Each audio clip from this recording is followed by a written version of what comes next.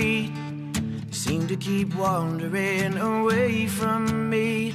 Your curiosity is kinda irritating, and by that I mean you're not alone. I was waiting on you, you were waiting on me.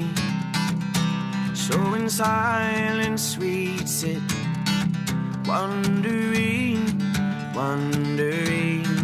from your mind down your shoulders to your right hand on to paper into your street. You're making plans, you lost your wonder for me, but not for the land.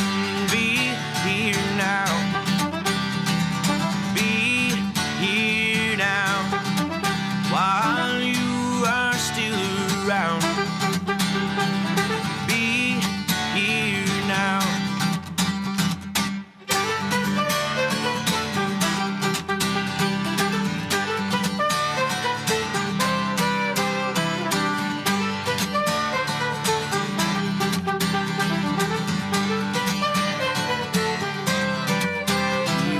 And you take you under waterfall and kiss you. There'll be no sleeping 'cause he's brand new, and you dream this too. Then your mind slips to who you're supposed to be with, and you say, oh shit, but his grip is tingling your fingertips, so why bother with it? And he's saying to you, be here now, now, while I am still around. Be here now.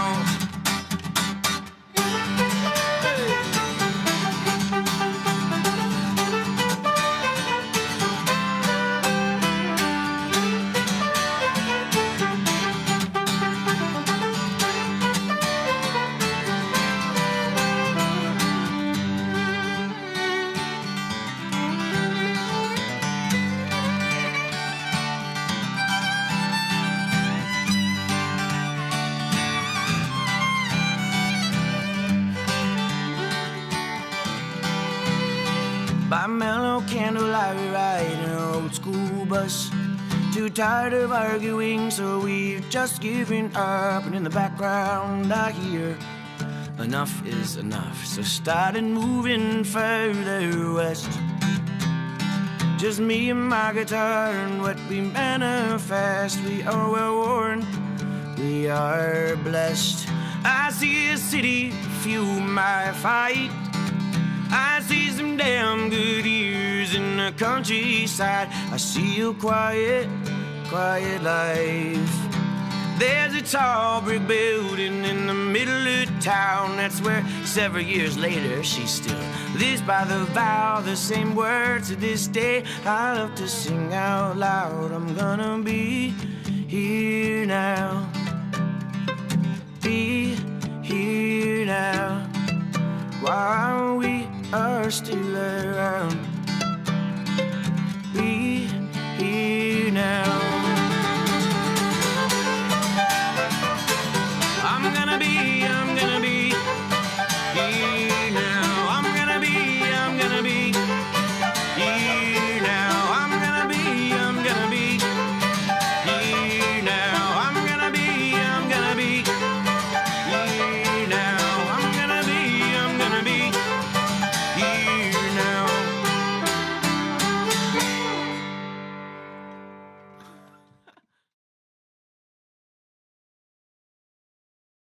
Join me in knowing that the presence of Spirit is everywhere all the time. That there is only Spirit. That we are all perfect, individual, unique expressions of that Spirit. I invite you now to know that with me. Know that just as every drop of the ocean contains all that the ocean is, every one of us is all God. Every one of us, you, me, and all who we know and don't know, are that one thing. That one thing I call God. And wherever you find yourself, that is exactly where God chooses to be. Whatever you find yourself doing, whatever circumstance you find yourself experiencing, God is always there with you. Spirit is always there with you, accompanying you, moving in you, moving as you, and moving through you to co-create the experience of your life. Every face you meet, every voice you hear is the face of God. It's the voice of God speaking to you. Wherever you go, every moment new, every moment an opportunity to surrender into the now of this perfect experience we call life. There is nowhere that God is not. There is nothing you are doing that God is not doing with you. There truly is one life. It is God's life. It is perfect. And it is your life right now. It is my life right now. It is the life of all right now, everywhere we go, everywhere we turn, experiencing the new now in every moment. The new now in every moment. And that is so beautiful. For that, I am wildly grateful. For this now moment to speak to you, I am wildly grateful. I am filled with the deepest gratitude, the wildest joy, knowing that everywhere I am one with God. Everywhere I find myself, God is there with me. Everyone I encounter is God meeting me and me meeting God. To that I say thank you. I say thank you, thank you, thank you with the deepest gratitude. Knowing that there is nothing to do. There's only more to be. Only more awakening to experience. I say thank you. I say yes. And as I release these words, I say amen. And so it is. And so it is that in every moment, we are blessed with the beautiful opportunity to experience new, to awaken new, to awaken fresh, to let love guide us in every moment, no matter where we find ourselves. Love can speak from within us and show us that there's nothing to do over. There's nothing to repeat. There's only more to experience, only more love to surrender to, only more beauty to allow to enrapture us. So many times we find ourselves challenged and wishing for the do-over, wishing for the return, wishing for the put on pause and repeat, rewind, go back. Not necessary. Be where you are. Be who you are. Know that now, in this moment, you are perfect, just as this moment is perfect. Truly, there are no do-overs, only new beginnings. So now go with me into meditation. Go with me into that quiet place. Find that place of silence within your heart, where the now is birthing itself out of the flames of love. Now, this moment of being, this moment that is and is perfect.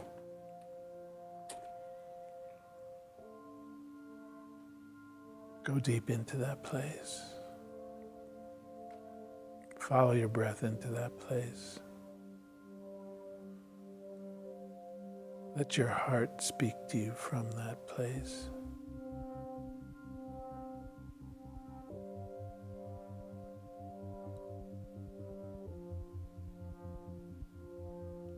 Let the perfection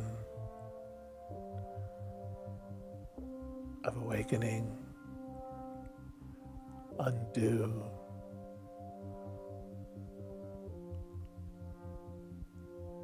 all that would have you trapped in the past. Let the awakening of perfection undo all that would have you fixated on the future. Surrender into this moment and let the awakening of perfection undo all that would keep you shadowed from the present and the presence, even as the shadows of ourself bring us great gifts of awareness. Let the light that is this present moment awaken you to perfection now.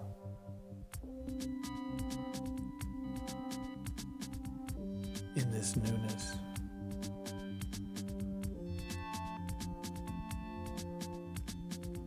Listen to your heartbeat. Follow your breath.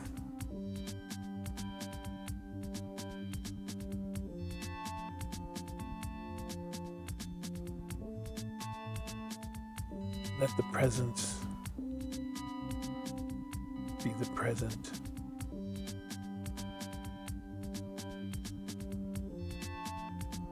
And let love be your life.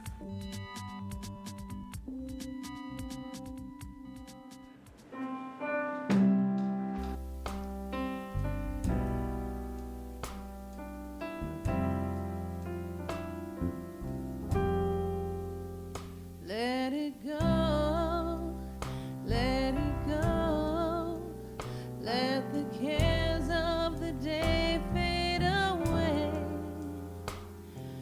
Breathe in the light of love, let everything go. Go inside to that secret place spirit abides. There is nothing that you have to do. Just rest in the arms of love. Let it go, let it go. Let the cares of the day fade away. Breathe in the light of love. Let everything go.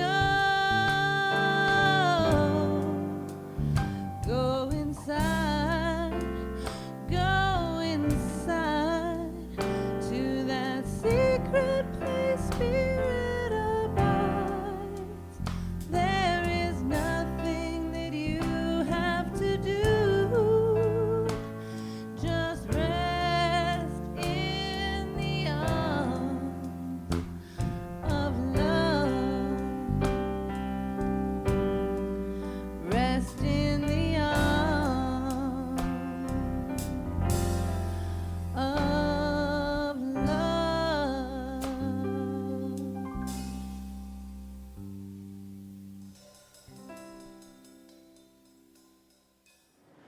So it is that garden preparation time. And some of you are like, what, it's garden preparation time? But yes, it is garden preparation time.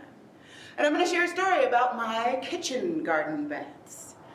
So I put in new kitchen garden beds last year, and to begin the process, what I did was I cleaned the area, cleared it of weeds, took stuff away, I dug some stuff down, I put cardboard over the ground in some areas, and then put my compost and good stuff on top of it, creating a new bed. They were lovely. They grew us tons of food last year. So as I'm prepping this year, life has done a thing that life does when you have 16-year-olds who decide they need a new dog. So life has done this thing, and this new dog, who is adorable, and I do love her, but she keeps digging holes in my garden beds, in my new garden beds. And so, okay, I now have holes in my garden bed. So those beautiful garden beds where I cleaned the ground of all the things in the way, and I put down new ground so that something else could grow, have need now to be made new again, to do them over again. And so this time, I have learned some things this past year, that there's some slopes here and there on these beds that need to be handled. So some retaining walls are going in. A whole bunch of fencing is going in so that this dog no longer digs holes in my kitchen garden beds. But here's the thing. I cleaned that slate last year. I did it over last year. And lo and behold, life has done what it does, and I have to do it again. But this time I get to do it again with all of the information that I gained from this previous year. So I get to do it again better. This is the nature of do-overs. This is the nature of beginning again, making new. But in order to do that, I had to come to terms and surrender to what actually is, which life has done this thing called a new dog that has dug holes in my garden bed.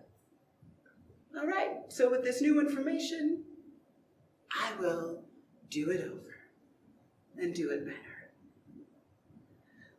I'm going to share a story of Buddha.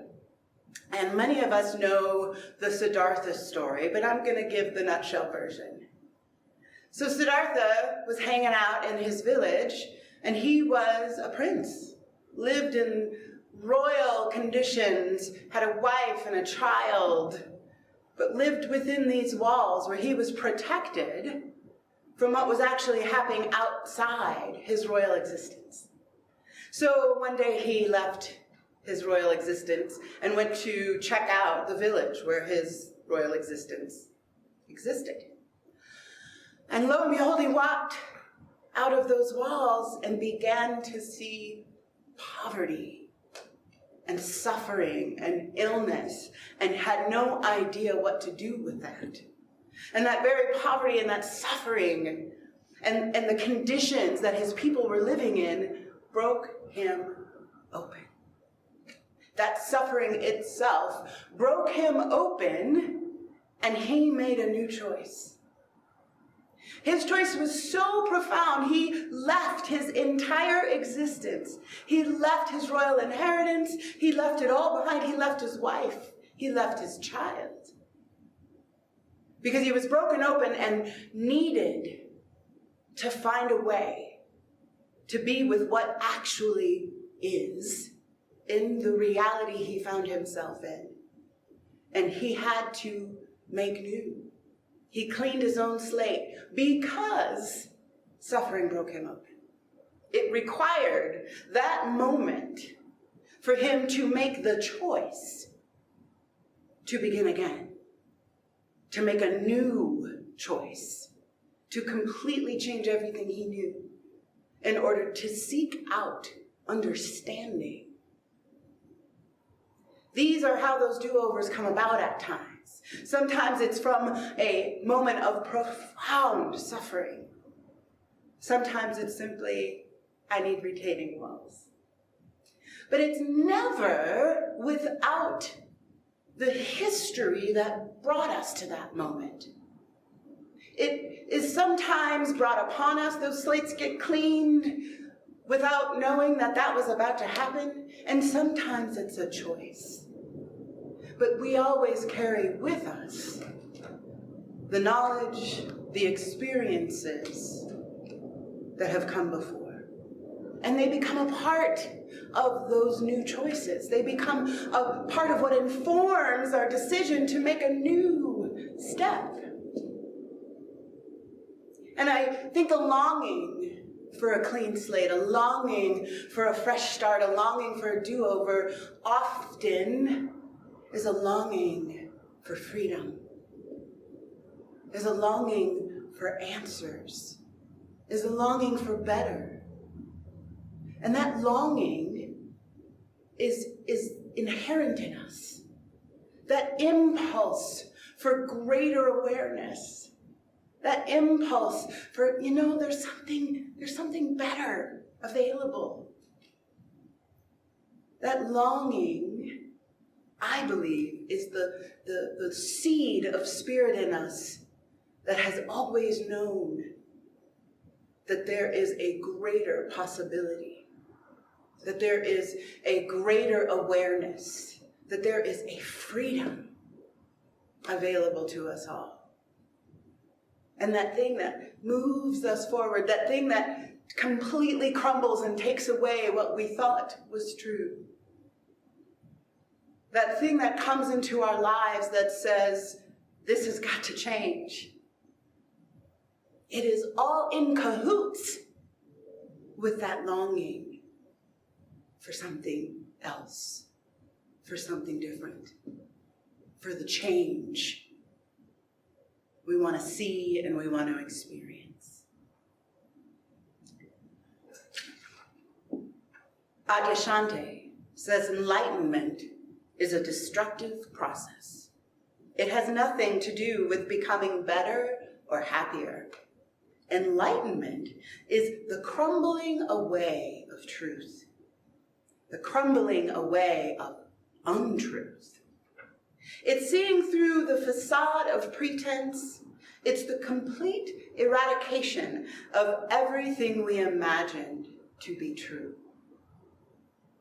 It is the complete eradication of everything we imagined to be true. And here's the thing. It is not a process that is all full of rainbows and unicorns. The Buddha didn't get to become the Buddha until he was confronted with what must fall away. Until he was confronted with the crumbling away of what he thought was true. What he thought was the total reality was this royal existence.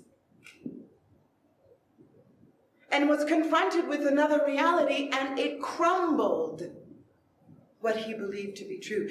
This is sometimes a step on the journey of enlightenment. Not comfortable, not pleasant. And yet we must be willing to put down what we believe is true about happiness, to put down what we believe is true, that enlightenment is a guaranteed removal from all things uncomfortable and painful.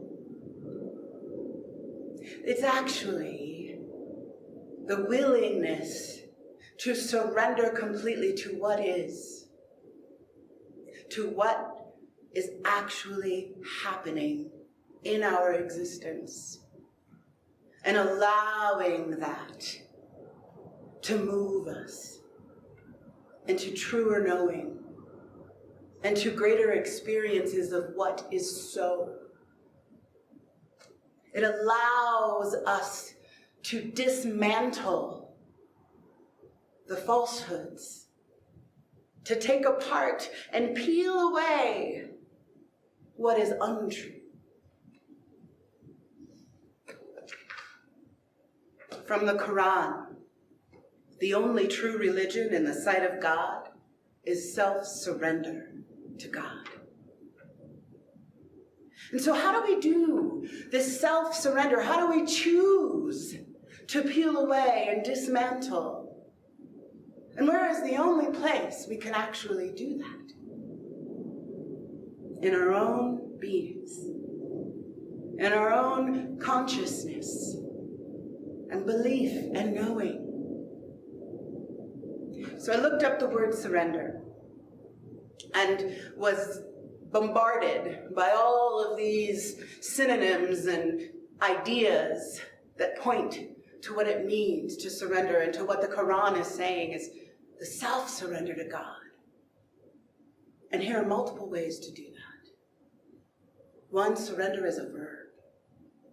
Cease resistance, it's futile. Give oneself up. Yield and enter in. Submit to your greater knowing. Climb down from misbelief. Give way to greater awareness. Back down from excuses. Cave in to your inner wisdom. Relent from micromanaging God. Succumb to greater awareness.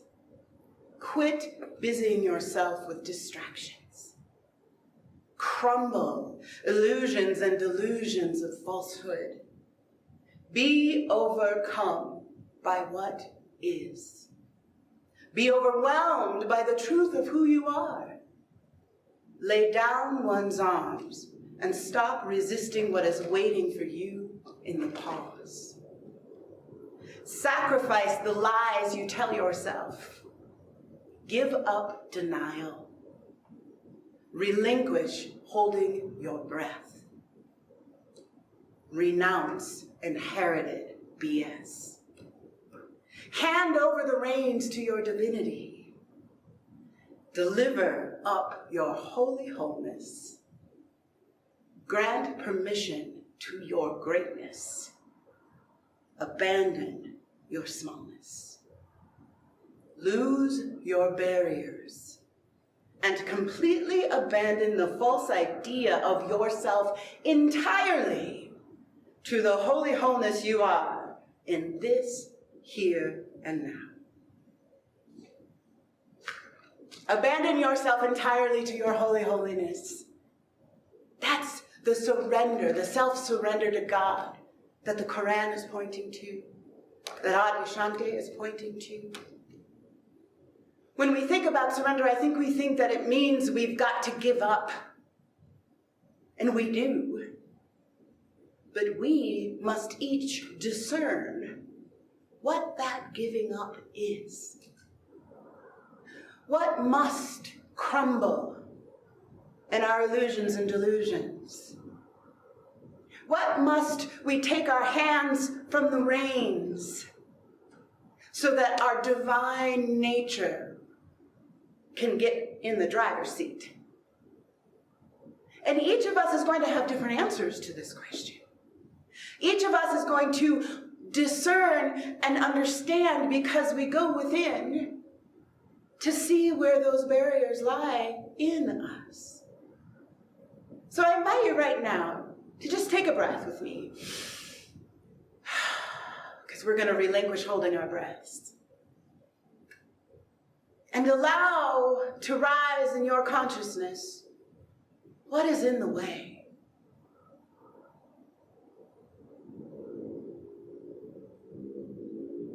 What am I ready to relinquish?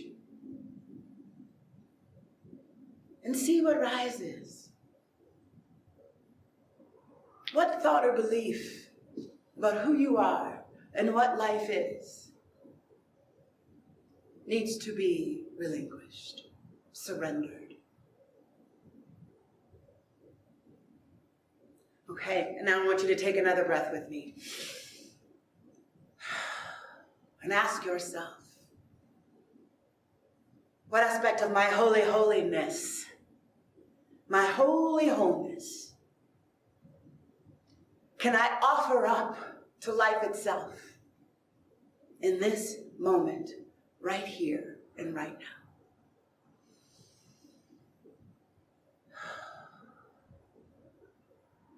And offer those in the chat.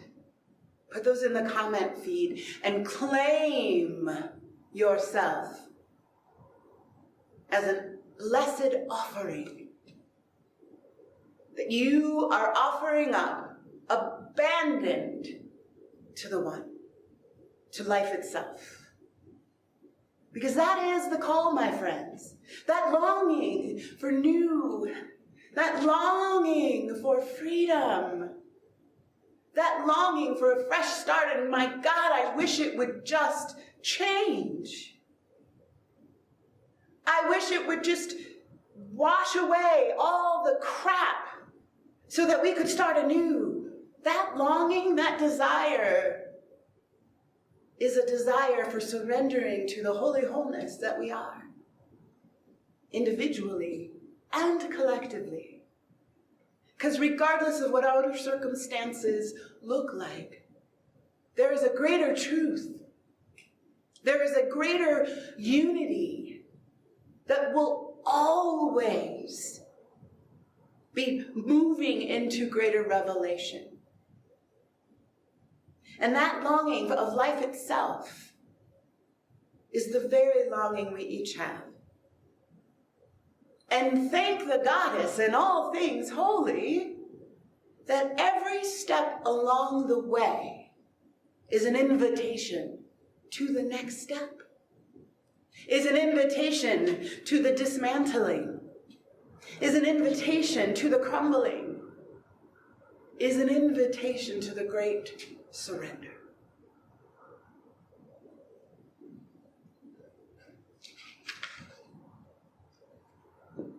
From Jiddu Krishnamurti. If you begin to understand what you are without trying to change it, then what you are undergoes a transformation. So it's not about a do-over that completely eradicates who and what you are.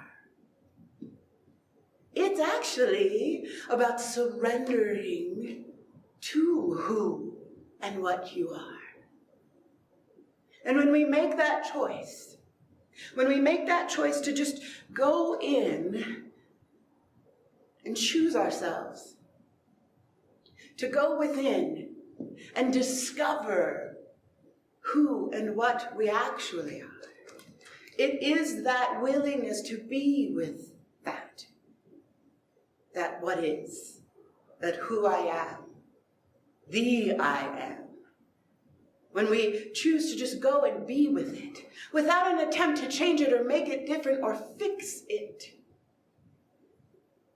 is when the very transformation that we long for begins to just happen as a natural consequence.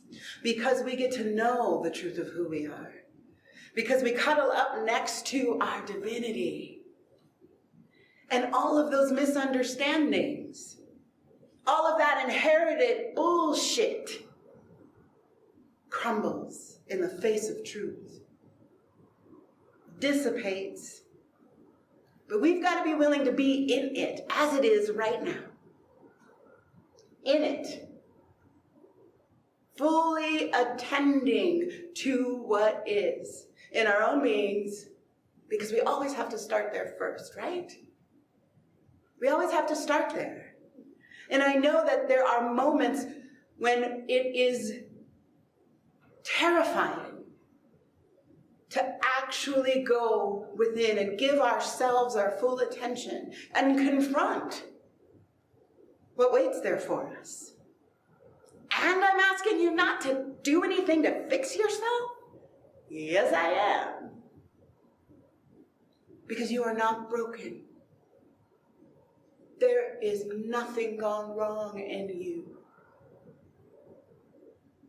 It is your very willingness to be with your holy wholeness that will bring forward the transformation you are longing for. That peace that passes understanding. That divinity that I keep telling you that you are, it is waiting in this very moment in your being. And when we are willing to just be with ourselves and confront with whatever needs to be confronted,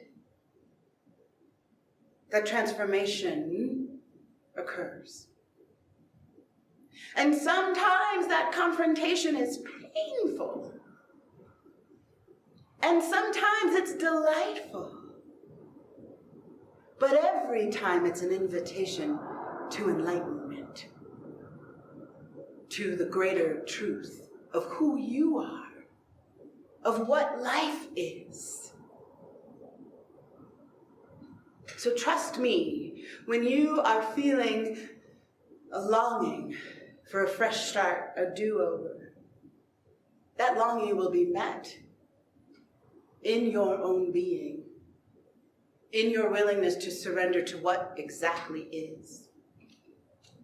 And then there are some of us who are just awfully cozy with what is. Believe it or not, some of us, kind of like things as they are, don't really want things to change, don't want the dog to come into our garden, and would rather just pretend it's not happening. There are some of us who do not want to step outside of our royal existence and confront the realities that are outside of it. And I'm offering that if the desire, the impulse for freedom, for peace, for real peace, not cozy, not comfy, but peace that passes understanding, but a sense of connection to something that is beyond our understanding, if that longing is true, you cannot choose comfy and cozy. You must make a choice to take off the blinders, to step outside that royal existence and be with what is in all its glory and ugly. Because the invitation is always present to this enlightenment. The invitation is always being given. That impulse to something more is in us, whether we are connected to it or not. It is there. And that same decision to go within and discover what is really going on in there, to confront the thoughts and the beliefs that are simply untrue, and to allow them to surrender those thoughts and those beliefs, inherited or self-created, to allow them to completely crumble and melt away, so that what remains can be the transformation we all seek, consciously or not. Rev. Angel Kyoto Williams says, sitting meditation is not a time that is about liberation. It's the act of liberation itself. It is taking the matter of caring for heart and body into our own hands and doing no thing about it. So you can find a place from which everything else true can emerge. Sitting meditation is not a torture device. It is not an impossibility that only those really spiritual people practice. It is the act of liberation itself. And it is this paradoxical thing that I'm going to sit still and do no thing. And this greater thing is going to occur. And the greater truth is going to emerge as a result of that. And yes, it is how it works. It is a willingness to sit still even when we first go to that cushion, we go to our chair, we go to the floor, we go to our beds, wherever that sitting or laying meditation may be occurring. And whatever arises, and it might be bananas, it might be your grocery list, it might be all of the fear that rises first. And we sit, and we do nothing. We just bring our attention to it. And if we do that enough times, and we sit in that space long enough, we begin to liberate ourselves. We begin to offer to the altar of life itself all that must crumble, all the BS that will become compost for what wants to emerge. The greater beauty, the greater harmony, the greater truth that will rise in its place. I cannot encourage you enough to take on a form of sitting meditation. I can't encourage you enough to get into a daily practice of connecting with what is in you and around you. I can sit up here every week and say hopefully encouraging, inspiring words, but I cannot surrender for you. I cannot dismantle the illusions in your own mind for you. Only you can do that. Only you can go sit with that gorgeous self of yours and claim your transformation, claim your liberation. But what I will do is be your greatest cheerleader and champion you every step of the way. So my great invitation to you is to go hang out with yourself, is to cuddle up and make love to that impulse that is taking you towards liberation right now. Let's anchor that in prayer. Because what I know that I know that I know in every fiber of my being and what I am a champion for, that there is a glorious one. And this one and this wisdom and this guaranteed liberation is all there is. And that this liberation and this freedom and this transformation and this ultimate holy wholeness is the truth of who each of us are right now. And I know that as each of us cuddles up to our own divine nature and makes love with the one right in our own beings, I know that that very step we each take is the step of the collective, making the holy whole more true right here on this planet, making all the difference in the world.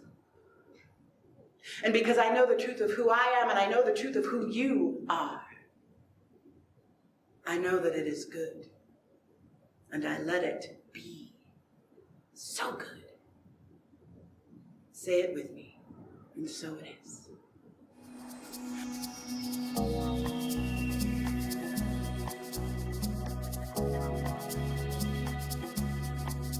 Hello, everybody, and welcome to the Albuquerque Center for Spiritual Living. My name is Paul Cuffey, and I am a licensed practitioner here.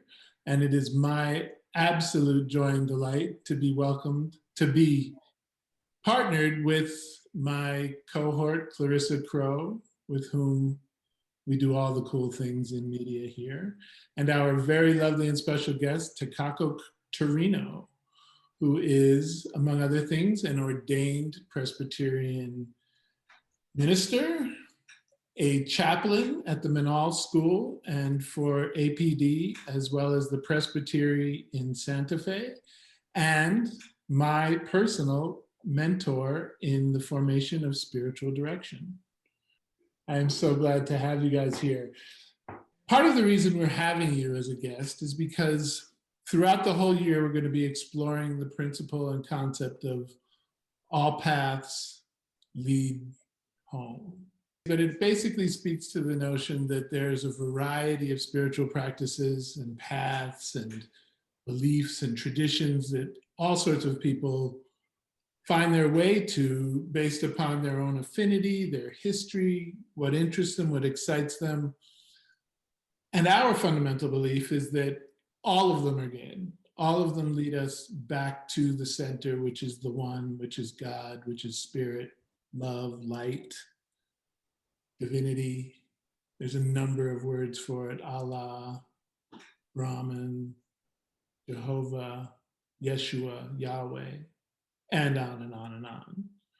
And so it's especially exciting to have somebody such as yourself, Chicago, who comes from a very traditional background, but from what I'm familiar with, has a very, very broad and all-encompassing view of spirituality. And I just invite you to speak to that. Thank you. Yes, I'm coming from a very traditional in one sense, in that Presbyterian Church USA that ordained me, and Presbyterian PCUSA for short, is my context for ministry. But at the same time, it's that denomination is a traditional mainline Protestant. But I also come untraditional in a way that I was born and raised in Japan, where the Christianity is only less than 1%. And I'm a third generation on my maternal side, raised in church. And my first pastor in Japan was a woman pastor. So my journey has been growing up as a religious minority in Japan, growing up just breathing the air that is a kind of mixture of Confucianism, Buddhism, Shintoism. And I never worried about my non-Christian friends, going to hell or anything like that. Then I came to this country and I was introduced to whole new landscape of religion. So it has been, one word I picked up, Paul, you said, was the theme was all path leads home. And for me, that is a key, home. Whatever that spiritual path or religious affiliation, for me, it is the home, no matter what religious tradition you were raised, and we are all lead to home, to creator, the parent. And yeah, so that's the way I sit. That's beautiful. We're talking about do-overs, and how that's not really about do-overs. There is no doing over. There is a newness, a doing new, but we don't do over. We just deepen. We go into a deeper place of practicing the presence and growing in awareness. And I just was wondering, another thing that we do speak to in this particular subject is sacred silence. And I was wondering what your thoughts might be around those things, especially as a spiritual director. And maybe tell us a little bit about what being a spiritual director is. I agree. I understand what you mean by there's no do-over, but always almost like a new beginning. But it's not a brand new beginning. It's a building upon the path we have walked. And I remember when I was graduating from college in upstate New York, I came to this country from high school. So when I was graduating, this one quote from Dag Hammarskjöld. He was the Secretary General of the United Nations earlier time when the world was full of conflict. And many of his saying is recorded in the book Markings.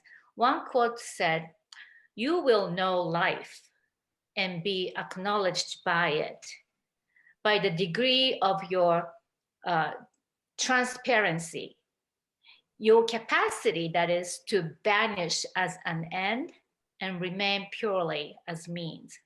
Now, I had no idea, but I just knew that was the spiritual guiding, kind of my North Star. And Dag Hammarskjöld was a person of faith, and his public service was driven with his relationship with his creator.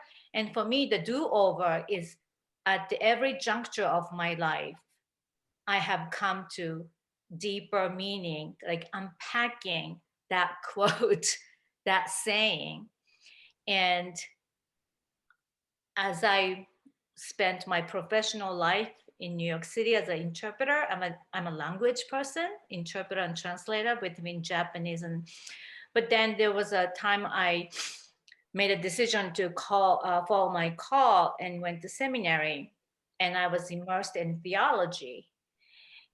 And all these things led me to have deeper understanding, but it was when I was introduced to the world of spiritual direction, which for me was the same thing as my introduction to the contemplative life, where all these things that I have acquired, I realized I needed to set it aside. Now it was time for me to set it aside to create the place, sacred silence. And setting aside doesn't mean I forget it all. I know it's all just like a life experience, all the knowledge, all the training. It's there with you, but that's not what brings you to the presence and real experience of the divine. And for me, sometimes I wonder why wasn't I led to the contemplative life earlier? But then at the same time, it's kind of, there's no point in asking, because of I have done so many do-overs, I have done so many curves. Now that I can really see and be open to just sit and place myself in this place of silence. So for me, the spiritual direction is combination of sitting in silence as if all other things are not I'm not leaning on all these other things, but it's all there. I don't need to worry about losing my experience. It's there, it's God given for me. It's like exciting adventure into the world that's quite new to me, actually. That's true. Your cohort number 9? 8. That's right. That is pretty fresh. It's exciting. It is exciting. I guess it speaks to, we always get to choose again, huh? We always get to, because it's not a do-over, but a start fresh, a start new. We always get to choose. There's always the pause, the reflection, and the action. Huh? Yeah, and in that newness, what is new is at the same time you have to let go of what you thought was the answer. For me, there was a time I was saved by Reformed theology, and I'm very committed to my Presbyterian as a denomination, but realizing God or Spirit is always drawing you, and all this context is always context that feeds me for the time, but it is not the same thing as home, where we are being led to.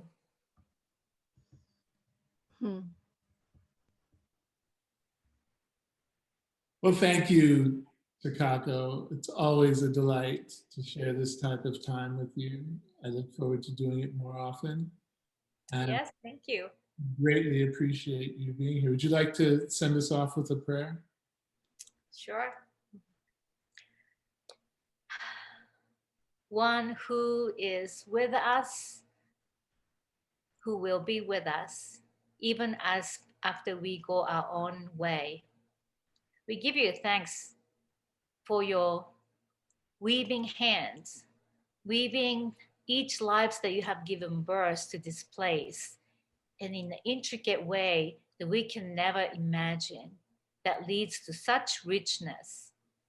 Thank you for this time and space we were able to share. I pray for your guidance upon each one of us sharing this space, this time, until you call us again together. May it be so. Amen. Amen.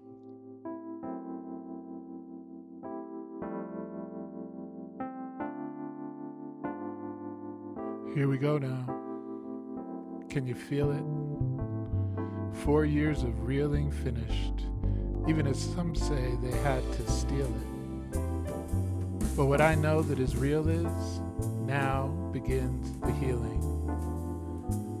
Bear witness and know that the truth is alive and the truth is revealing. The truth is revealing the presence of the divine. It's not a do-over. It's just about time. We've been sold on a misconception, a microaggression, perpetuating the perception and the deception that we must begin anew, escaping from the past while denying all that's real and denying all that's been true. So, let's me and you review. What I know about community, the common held in unity, the truth held in communion, truth coming together in sacred union, the one expressed by all. Hear love's call, love, always fresh, love does not promise rest. Love at its best only promises a way through. And though past is never precedent, and it has always been thus, still we must learn from history, though it is her story that we must learn to trust. The story of birth and of awakening to the dawn, the story of love and of undoing, and the truth that nothing has gone wrong. Wholeness holds the shadow. Wholeness holds the light. Wholeness is the totality of being here in plain sight. This means that all of our yesterdays and all that we have known, they are the seeds of our becoming, the way we are being shown. There is no do-over, and that is exactly how, in wholeness and completeness, we are wholly, holy.